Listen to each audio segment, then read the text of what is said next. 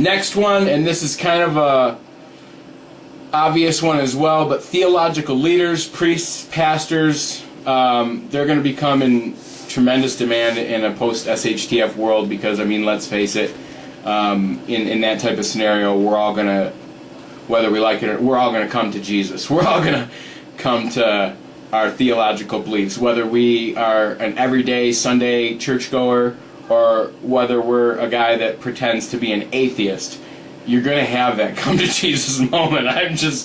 There's no other way about it. And having a theological leader around to show you the way at that point in time will be very, very important and very useful. So I think there's going to be a lot of room for theological leaders in an SHTF world. Next one, and this is kind of morbid, but let's face it, in an SHTF world, there's going to be a lot of dead bodies. So there's going to have to be, and this is also kind of a short-term position, kind of like a hunter, until there's food left to hunt. But for a while there, somebody's going to have to be doing a lot of grave digging, and somebody's going to have to be doing a lot of disposal of these bodies, because we can't just let them lay there. That's both unsanitary, inhumane, and I mean, come on, let's face it, somebody's got to do something with those. You just can't let them stay there like that. Next on the list, I guess this is something that I could probably do, being that I have a sales background, but a bartering person or a trader. This is something that's probably not going to be an immediate post-SHTF position that you'll be able to employ, because immediately all bartering and trading will be done directly between people. But at some point in time in an SHTF scenario, I would say probably after, let's say a year or two after an SHTF type scenario comes to pass, at that point in time, your local resources and the people that you're trading with on a daily, if, let's say, for example, you shoot a 308 rifle, okay, and everyone in your community has a 308 rifle, and it's the most popular rifle because it's the 308. I mean, come on, who doesn't want a 308? But unfortunately, your community gets attacked 3 or 4 times in the course of a year, and you, as a community, run through 15,000 rounds of 308 ammunition, okay? At some point in time, your community is going to have to get more 308 ammunition.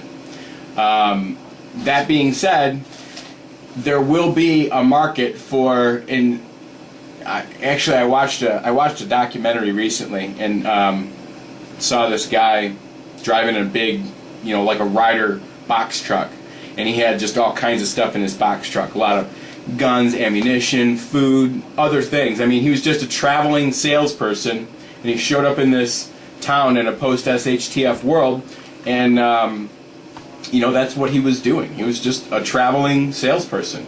And I know you don't see a lot of traveling salespeople today. You don't see people going door to door. But in a post-SHTF world, trading is something that is going to be absolutely vital for the existence of all small communities. No matter how locked down they are to the outside world, and no matter how defensive they are and protective they are about keeping people out of their community for whatever reason, when it comes to a guy that has the ability to trade with them, that guy is going to be like a lifeline. I actually have a story to say about this. I was in sales, actually sold cars. I wasn't one of those greasy car salesmen. Around 2000, and the sales manager came up to me and said, nothing in this world happens without something being bought or sold first. And that's a very true statement. The unfortunate thing about that statement and the reality of it is, as it relates to the economy that we have now, is that we no longer have a producer economy in the United States. We have a consumer economy. Okay, we have a heavily service-based economy. We have this massive population of servers at Applebee's and servers at Starbucks and servers at restaurants and hotel concierge people and just people that provide all these services. They're going to be useless in an SHTF world, in a post, world without the rule of law. These people are going to be in serious hurt if all they know how to do is mix up a Manhattan. I mean, well, eventually bartenders, spirits makers, but that's about the only service that you're going to have. And I personally believe that people that have the service type backgrounds, they're going to have to adapt some sort of a labor intensive role. Maybe working on a farm or something like that in a post SHTF world. But anyways, I'm kind of going off on a tangent there. Back to the list. Bullet makers and gunsmiths. Okay, this is a very important one. Okay, going back to what I just said before about the guy that comes to town to maybe sell some ammunition after your small town runs out of 308 ammunition. Obviously, I hand load my own ammunition. I don't personally have enough powder or projectiles, bullets, to make thousands of rounds. But if I was able to come up with the powder, come up with some projectiles, then I'd be able to load my own.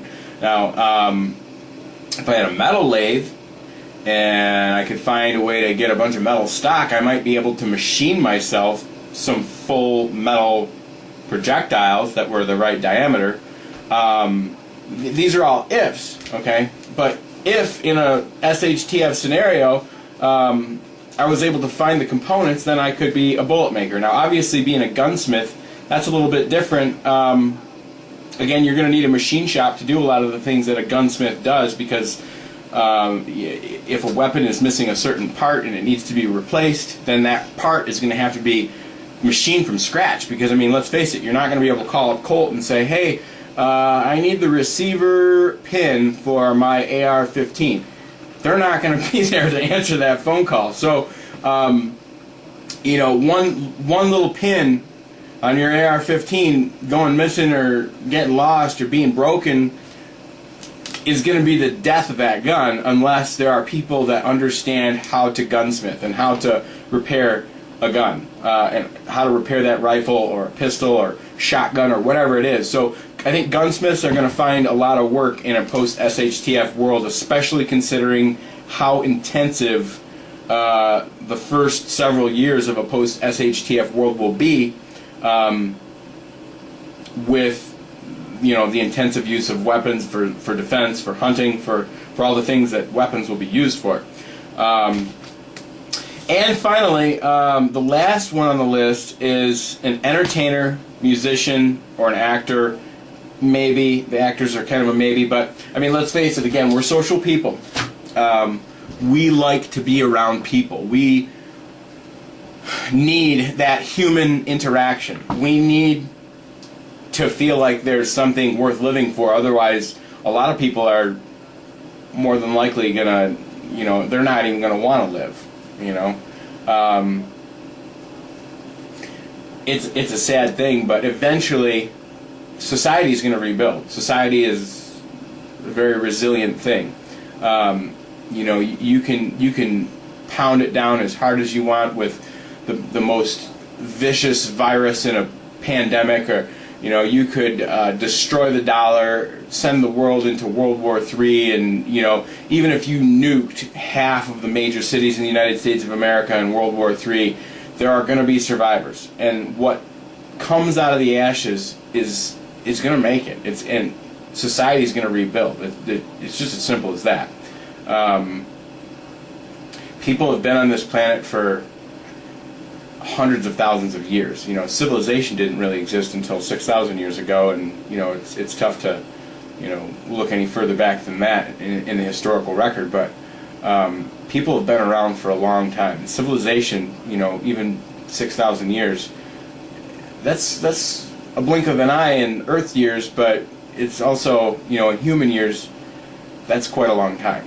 So that being said, I know this video has gotten a lot longer than I had originally intended it, but there's a lot of information there. Basically, the whole point of it, though, is to just kind of explain to people that there's a lot of things that would be a good idea to learn about right now.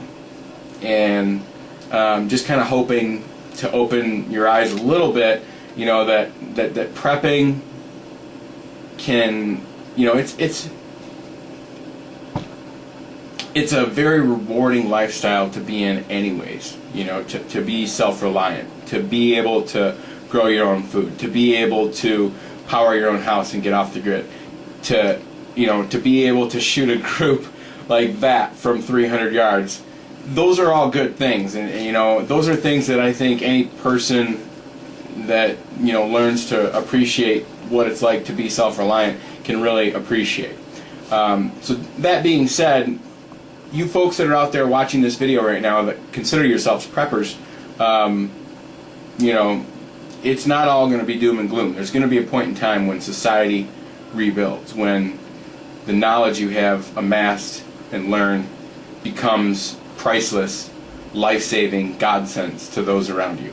So that's pretty much all I wanted to say. Everybody take care, God bless, and may the force be with you.